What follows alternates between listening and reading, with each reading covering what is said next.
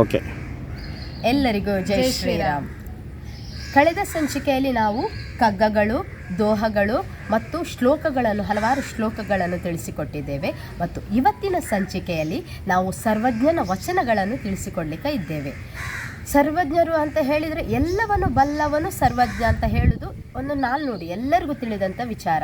ಅಂತಹ ಸರ್ವಜ್ಞರು ತಮ್ಮ ಜೀವನ ವಿಚಾರಧಾರೆಗಳನ್ನು ಸಮಾಜಕ್ಕೆ ತಿಳಿಸ್ಲಿಕ್ಕೋಸ್ಕರ 3 ಸಾಲಿನ ತ್ರಿಪದಿಗಳ ಮೂಲಕ ವಚನಗಳನ್ನು ತಿಳಿಸಿಕೊಟ್ಟಿದ್ದಾರೆ. ಅಂತಹ ವಚನಗಳ ಒಂದು 3-4 ವಚನದ ದಾಟಿಯನ್ನು ಇವತ್ತು ತಿಳಿಸಿಕೊಡುವಂತಹ ಪ್ರಯತ್ನವನ್ನು ನಾವು ಮಾಡ್ತಿದ್ದೇವೆ. ಮುಂದೆ ಯಾವುದೇ ರೀತಿಯ ವಚನಗಳು ಇದ್ದರೂ ಅದೇ ದಾಟಿಯಲ್ಲಿ ನೀವು ಹೇಳಿದಂತಾದರೆ ಬಾಲಗೋಕುಲದ ಮಕ್ಕಳು ಅಥವಾ ಇತರೆ ಮಕ್ಕಳು ಅದನ್ನು ಸುಲಭ ರೀತಿಯಲ್ಲಿ ಕಲಿತ್ಕೊಳ್ಬೋದು. ಇವತ್ತು ಸರ್ವಜ್ಞನ ವಚನಗಳನ್ನು ತಿಳಿಸಿಕೊಡುವಲ್ಲ. ಸರಿ ಮಾತಾಜಿ. ಜಾತಿ ಹೀನನ ಮನೆಯ ಜ್ಯೋತಿ ತಾಹೀನವೇ, ಜಾತಿ ವಿಜಾತಿ ಎನಬೇಡ, ಜಾತಿ ವಿಜಾತಿ ಎನಬೇಡ, ದೇವ ನುಲಿದಾತನೇ ದಾತ ಸರ್ವಜ್ಞ. ಹಲವಾರು ಜಾತಿಗೆ ಜಾತಿ ಅಂತ ಹೇಳಿ ನಾವು ಸಮಾಜದಲ್ಲಿ ಒಂದಷ್ಟು ಗೊಂದಲಗಳನ್ನು ಸೃಷ್ಟಿ ಮಾಡಿದ್ದೇವೆ. ಆ ಜಾತಿ ಅಂತ ಏನು ಹೇಳ್ತೇವೆ, ಅವರ ಮನೆಯಲ್ಲಿ ಬೆಳಗುವಂತಹ ಜ್ಯೋತಿ, ಆ ದೀಪ ಏನಿದೆ ಅದು ಎಲ್ಲರ ಮನೆಯಲ್ಲಿ ಉರಿಯುವಂತಹ ದೀಪವೇ ಆಗಿರ್ತದೆ. ಹಾಗಿದ್ರೆ ಜಾತಿಗಳನ್ನು ಗೊಂದಲವನ್ನು ಸೃಷ್ಟಿಸದೆ ನಾವು ಮಾಡುವಂತಹ ಕರ್ಮಗಳನ್ನು ಸದಾ ಮಾಡ್ತಾ ಆ ಕರ್ಮದಲ್ಲಿ ನಿರತರಾಗಿರೋಣ ಅಂತ ಹೇಳಿ ಸರ್ವಜ್ಞ ಸುಲಭ ರೀತಿಯಲ್ಲಿ ತಿಳಿಸಿಕೊಟ್ಟಂತಹ ವಚನ ಇದು. ಆ ದೇವ ಈ ದೇವ ಮಾ ದೇವ ಎನಬೇಡ, ಆ ದೇವರ ದೇವ ಭುವನಾದ, ಆ ದೇವರ ದೇವ ಭುವನಾದ, ಪ್ರಾಣಿಗಳಿಗಾದವನೇ ದೇವ ಸರ್ವಜ್ಞ. ನಾವು ಸಾವಿರಾರು ದೇವರುಗಳಿಗೆ ಪೂಜೆ ಮಾಡ್ತೇವೆ, ಬೇರೆ ಬೇರೆ ವಿಧದಲ್ಲಿ, ನೈವೇದ್ಯದ ಮೂಲಕ ಅಥವಾ ಕಾಣಿಕೆಯ ಮೂಲಕ, ಹೀಗೆ ಹಲವಾರು ರೀತಿಯಲ್ಲಿ ದೇವರನ್ನು ಪೂಜೆ ಮಾಡ್ತೇವೆ.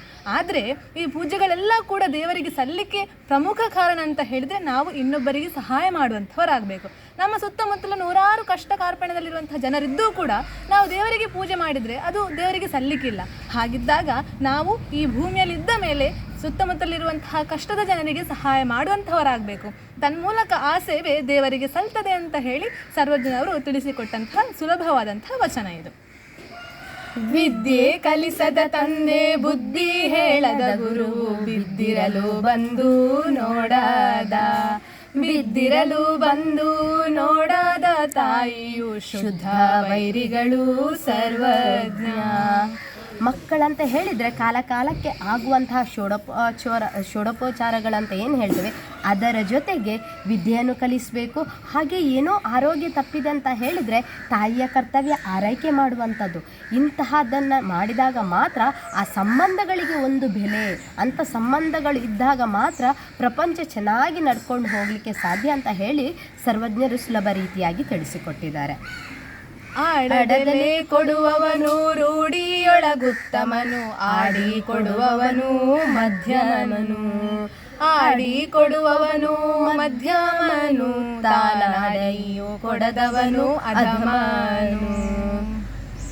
ನಾವು ದಾನಗಳನ್ನು ಮಾಡ್ತೇವೆ, ದಾನಗಳನ್ನು ಮಾಡುವಾಗ ಹೇಳಿ ದಾನವನ್ನು ಮಾಡ್ತೇವೆ, ಕೆಲವರು ಹೇಳದೇ ದಾನವನ್ನು ಮಾಡ್ತಾರೆ, ಬೇರೆ ಬೇರೆ ರೀತಿಯ ವಿಧದಲ್ಲಿ ದಾನವನ್ನು ಮಾಡ್ತಾರೆ. ಹೀಗಿದ್ದಾಗ ತಾನಾಡಿಯು ಯಾರು ದಾನವನ್ನು ಮಾಡ್ತಾನೋ ಅವನು ಶ್ರೇಷ್ಠನಾಗ್ತಾನೆ ಅಂತ ಹೇಳಿ ತಿಳಿಸಿಕೊಡುವಂತಹ ವಚನ ಇದು. ಅಂತ ಹೇಳಿದರೆ ಯಾವುದೇ ನಾವು ಮಾಡುವಂತಹ ಸೇವೆ ಅದು ಒಬ್ಬರಿಗೆ ಸಹಾಯ, ಒಂದು ಕೈಯಲ್ಲಿ ಮಾಡಿದರೆ ಇನ್ನೊಂದು ಕೈಗೆ ತಿಳಿಯದ ರೀತಿಯಲ್ಲಿ ನಾವು ಸಹಾಯವನ್ನು ಮಾಡಬೇಕು. ಫಲಾಪೇಕ್ಷೆ ಇಲ್ಲದೆ ಯಾವುದೇ ಒಂದು ಸೇವೆಯನ್ನು ಅಥವಾ ಸಹಾಯವನ್ನು ಕಷ್ಟಕ್ಕೆ ಸ್ಪಂದಿಸಬೇಕಂತ ಇಲ್ಲಿ ತಿಳಿಸಿಕೊಡ್ತಾ ಇದ್ದಾರೆ ಸರ್ವಜ್ಞರು. ಇಂತಹ ವಚನಗಳು ಹಲವಾರು ಇದೆ, ನಮಗೆ ಜೀವನಕ್ಕೆ ಹಲವಾರು ಇದು ಪಾಠಗಳನ್ನು ತಿಳಿಸಿಕೊಡ್ತದೆ. ಅಂತಹ ವಚನಗಳನ್ನು ನಾವು ಕಲಿತು ಮಕ್ಕಳಿಗೆ ಕಲಿಸಿಕೊಡುವಂತಹ ಮಾತಾಜಿಗಳು ನಾವಾಗೋಣ ಅಂತ ಹೇಳ್ತಾ ರಾಮ್ ರಾಮ್.